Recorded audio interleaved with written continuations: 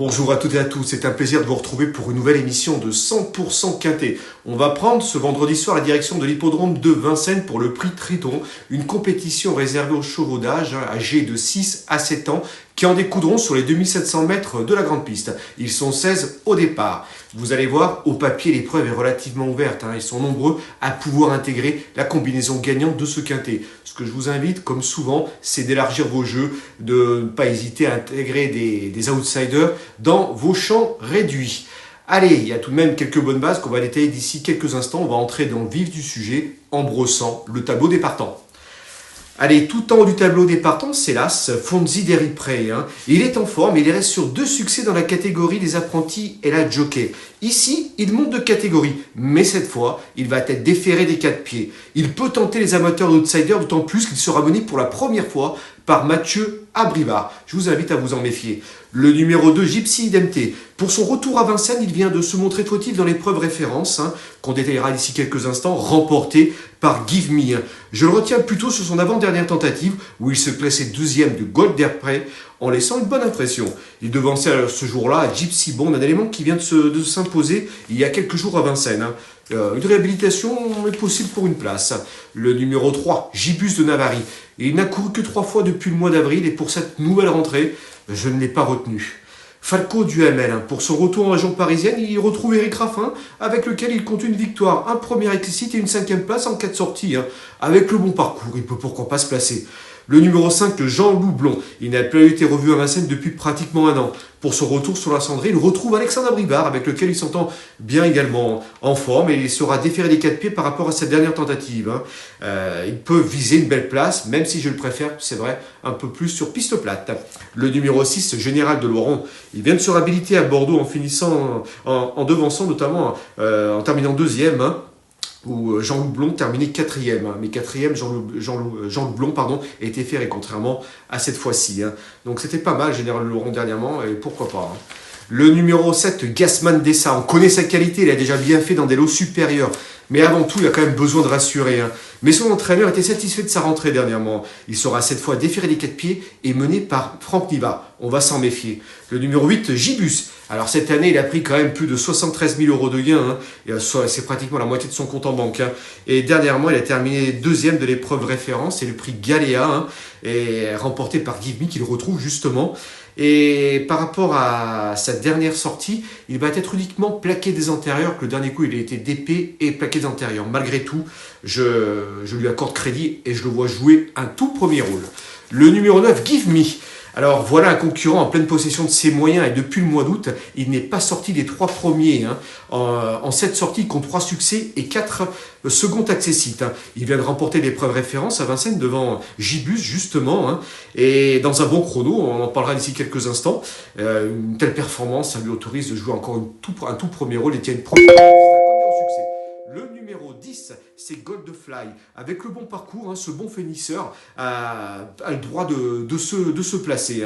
Le numéro 11, Festival d'Orient. Alors je m'attendais un peu mieux dernièrement de sa part pour son retour à Vincennes, mais c'est vrai qu'il était obligé de venir en montant, il a peut-être payé cet effort pour finir.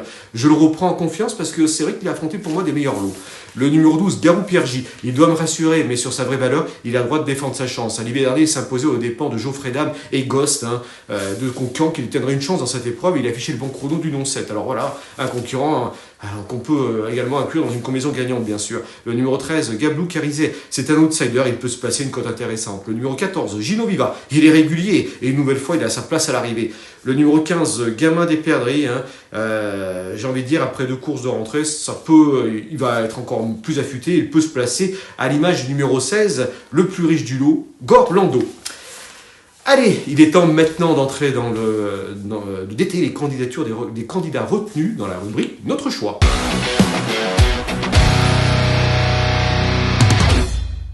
Tout en haut de ma sélection, j'ai placé le numéro 9, c'est Give Me. Il a franchi un cap en 2022. Il a engrangé pratiquement 75 000 € de gains, soit plus de la moitié de son compte en banque. Depuis août, comme je le disais au préambule, il n'est pas sorti des 3 premiers.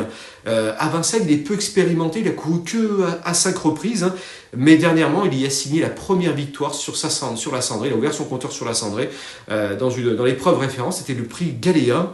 Et ce jour-là, d'ailleurs, on va regarder tout de suite l'épreuve référence. Hein. Le wagon 2 était bon, hein, emmené par Gibus. Gibus qui était obligé de faire pratiquement plus d'un tour, le nez au vent. Hein. Et il a été pisté par Give Me, qui est venu justement lui porter l'estocade dans les derniers mètres de course. Hein. Give Me. Et Gibus terminé deuxième. En troisième position, c'est Gino Viva qui était dans le dos justement de Give Me durant le parcours et qui prend une bonne troisième place. Le Giron Laurent qui court également cette épreuve, terminé huitième, n'a pas pu se montrer dangereux, à l'instar également de Jim Silepté qui s'est montré fautif. Hein. Alors ce jour-là, Give Me trottait dans la bonne réduction de 1,13,1, ce qui n'est pas rien quand même. Hein. Simplement, c'est le chiffre que j'ai à vous proposer, hein. C'est le chiffre, hein. Retenez bien ce chiffre, 1,13,1 sur les 2700 mètres de la grande piste sur le parcours du jour. Et sachez que c'est le plus rapide, c'est le chrono le plus véloce des concurrents du lot. Il n'aurait qu'à répéter ce chronomètre-là pour finir dans les 3 premiers et même viser la victoire, justement. Pour moi, c'est un lauréat en puissance et justement une victoire pourrait donner un peu de baume au cœur à son entraîneur Séverine Raymond après la fin tragique, hein, la mort tragique de son champion Gallius. Hein. C'est l'ancien Give Me et l'ancien compagnon d'entraînement du regretté Gallius. Hein. Et c'est vrai que ce serait quand même une belle victoire du cœur pour Séverine Raymond. Hein. On pense bien à elle et à tout son entourage, hein, bien sûr. C'est vraiment difficile. Give Me pourrait lui apporter vraiment un peu de baume au cœur. C'est mon favori, j'y crois beaucoup. Et comme lors de sa dernière tentative, il va être déféré des 4 pieds. Alors qui pour lui donner la réplique? Bien sûr, je pense à Gibus. Mais avant, j'ai placé le numéro 11, Festival d'Orient, un élément que vous connaissez très très bien. Après 3 succès provinciaux, il revenait à Vincennes hein, avec de légitimes ambitions. C'était le favori de l'épreuve. Malheureusement, il était obligé de faire un effort en montant. Et même s'il a pris franchement l'avantage de la sortie du tournoi final, il a ployé sous les attaques dans les 100 derniers mètres. Hein. Il est terminé 6e.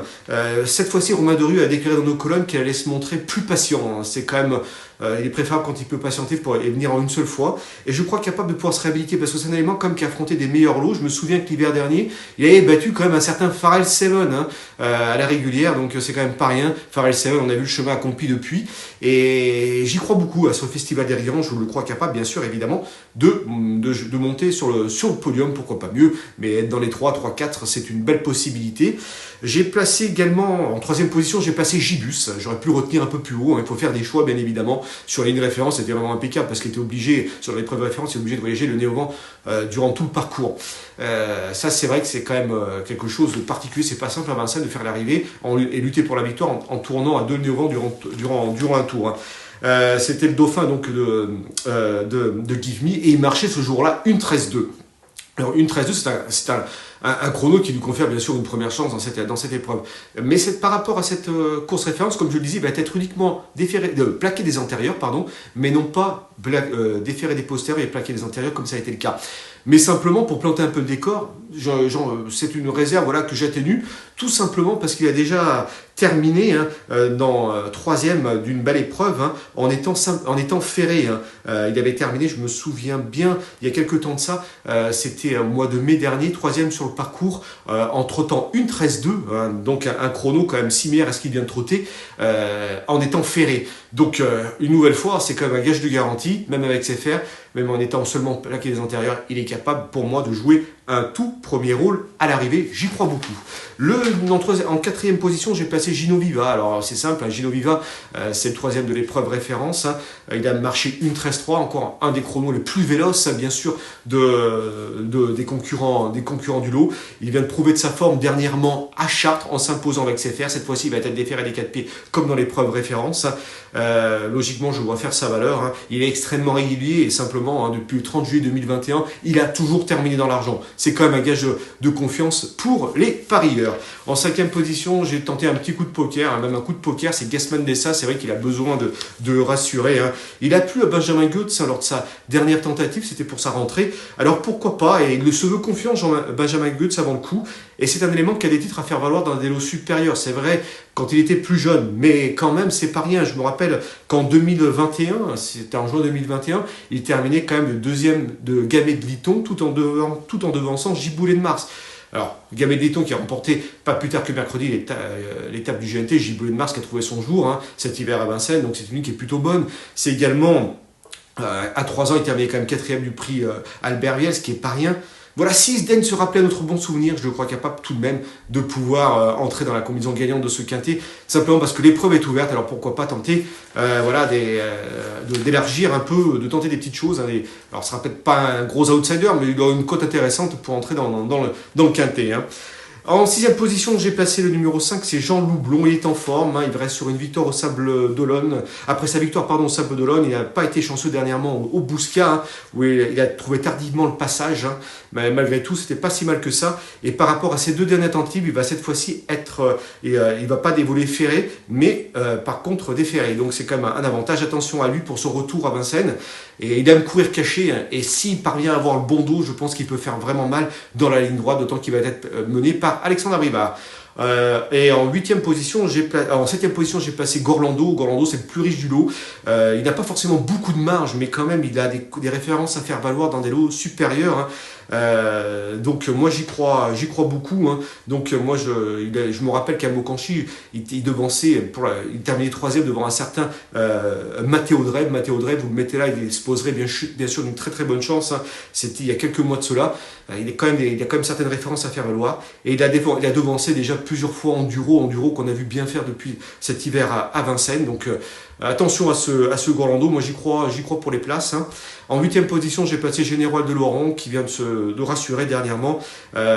Donc pourquoi pas, hein, pour son retour à Vincennes, pourquoi pas pour enchaîner par une performance dans les 5 premiers, c'est tout à fait possible, hein, à une cote relativement intéressante, je pense. Hein. Il faut pas, voilà, donc moi j'y crois beaucoup et je vous invite à le retenir. Allez, on va récapituler ma sélection dans la rubrique Notre choix.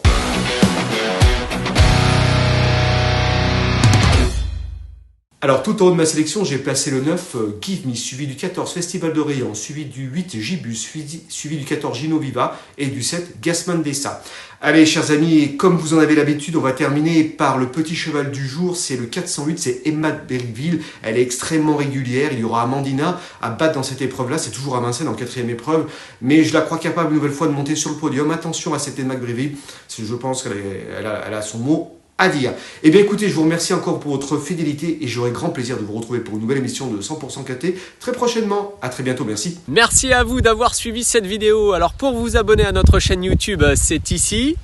Et pour suivre encore plus de vidéos Paris Turf, c'est de ce côté.